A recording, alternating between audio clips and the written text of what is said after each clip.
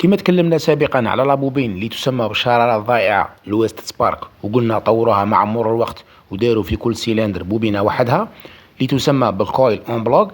اليوم نشوفوا كيفاش تخدم هذه الأخيرة. في الحقيقة خلوا نفس المبدأ اللي تكلمنا عليه في الفيديوهات السابقة على طريقة عمل لابوبين بالتحريك الكهرومغناطيسي. يعني الكابتور فولا موتور يسال المعلومات نتاع السيلندر اللي راه واجد لعملية الاحتراق للميموار، اللي بدورها ترسل أمر للبوبينة نتاع هذاك السيلندر باش يتمد الشرارة. نزيد نوضح لك أكثر، لابوبين هذه كما أي بوبينة فيها زوج وشيعات ملفوفين على جسم معدني. كي تجيها تريسيتي من الباتري 12 فولت تمر مع الملف الابتدائي الداخلي، وهكذا يتولد مجال مغناطيسي حول هذا الملف كما حكينا في الفيديو اللي فات.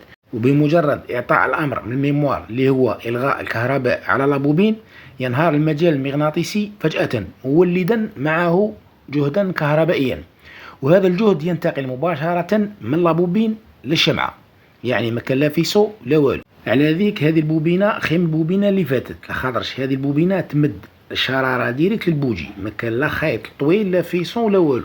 وزيد سهلة، تقدر تبدلها وحدك، ماشي صعيبة. تحل بونون واحد تجبدها، تبدل الشمع وتفيريفيها هذا بارتي الكتريك تاعها وهذا هو الفيسو تاعها. عندها مشاكل بصح تعيش أكثر من البوبينات اللي حكينا عليهم سابقا. السلام عليكم.